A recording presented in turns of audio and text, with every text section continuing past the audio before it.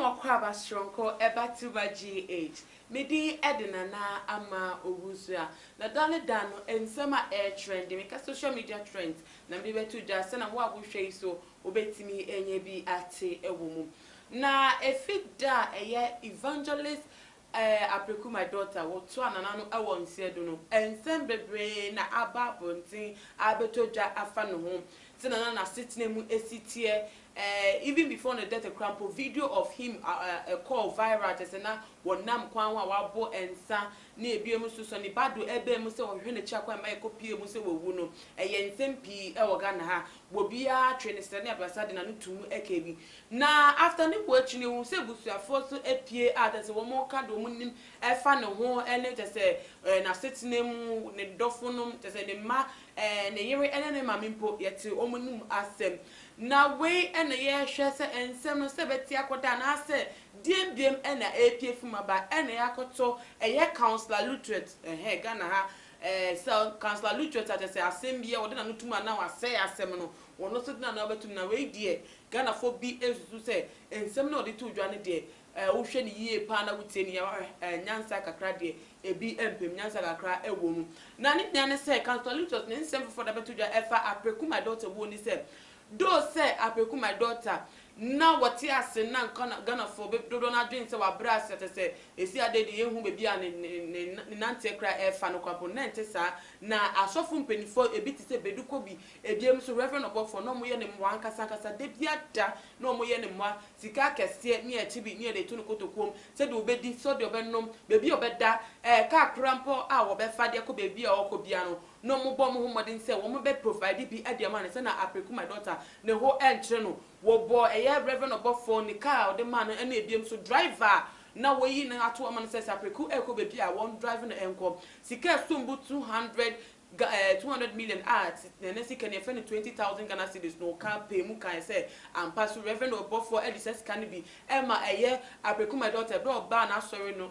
say won fanto no no hwe no ho bibia onye sika bia no won to ensa enfe no be na mwa e wo sa kwan no wo cheche mu akosi say eye Apraku my daughter emwa pa de kase wo no wa onyenyi ma na ebi nyu osa emwa de no wonye bi pa nkofo boa no enu nti wa mbra se da bibia ehia ne da na de pako aye problem ne say ne yire na woni ni entem etete 2003 no ne ma woni no owo ye nia no wasesa wo ne egu ne nchen de say brante wonam ho se ne didie mu se wan ne be hwe no se wan ne be prapra ne dem kra de ma ne krampo no wonye obi enye ma ne because ne mania no egu ne yire enchem na kakra bi no mu do beni abehwe papa ne se ne wo te se ni ono ya na se ne wo nye no o omo de omuti awo mu omo kokra de dada na eno na eye counselor literate say ye the problem enu krampo na ma Apraku my daughter fine satu no so enu ekobie no ewo mu no na nka onye obi wo ne nche se wo de abonte so fo ponye ne mwa obi papa obi maame anase obi ba anase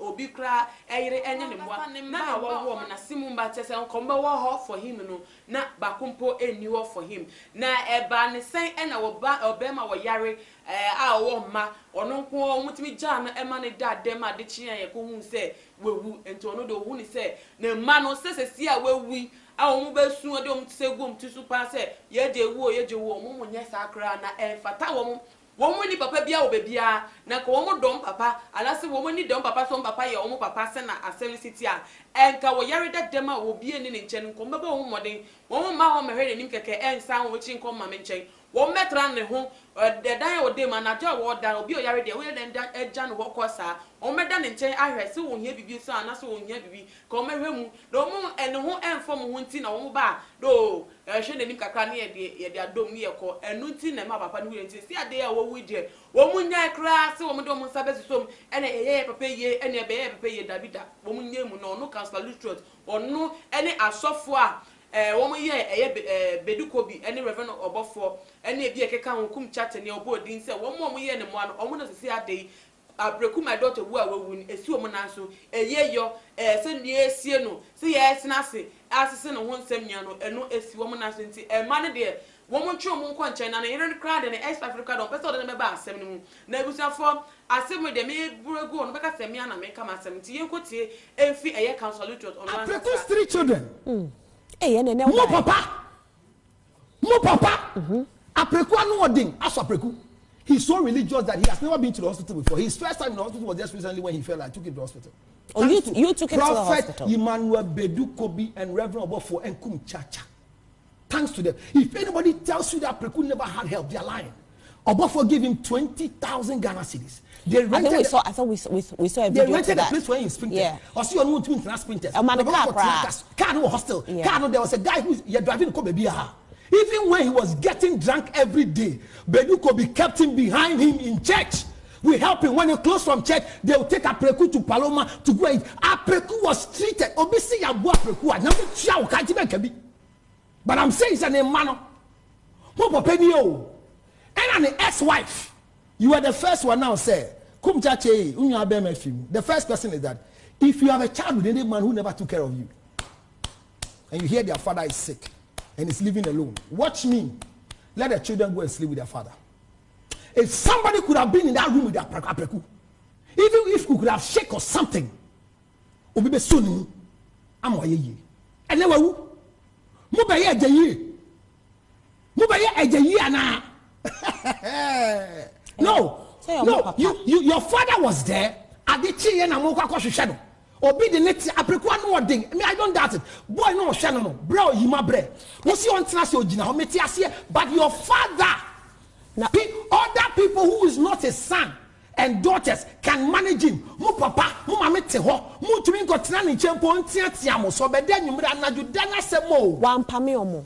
Enyo no wan pame omo. What I'm telling you that when I'm sick, no matter what, spend time with me in the night, oh. And Obianko and Opamuko Hono, Mutia Muko, some Gosham Papa, Mubo dine on fee, ye boo dine where woo. But Omuko, a yadio Muko. Rosie, me massima me can say, and yes, of course, Papa. Only poor Yareno, Yan Jadam and Quanda them. Right. Obia Utiam says, yeah. Wouldn't have been him or be whoever you are living with is sick. Even if you have to rent somebody to live with the person, let somebody stay with the person. Right. But needed that now, the ex-wife in we, the men we. But all of us are rallying. Come chacha, obi abwa na nye man. Ne man o he. On papa wu. On be eje ye. Mo hwe ye. Na man so ye no. E say yen ye ye. Enye mo ye. What je ye na fa? Enye mo ye. So are you going to bury him? Families, it's for the family. The body is for the family. Every dead body belongs to the family under the law. Yes. But me say, enyo mo ye. It is yamuni ebusia. Me say enyo mo ye. Osofwe. Ye be sie no say sofo. Ye je busia no. It's more the law to nche. Law ne den ye je busia no. Enya sofo no be sie osofo Apraku. The busia sa ne maka ebusia. Ye di Apraku abusia. Eyo papa. Enyo mo nua.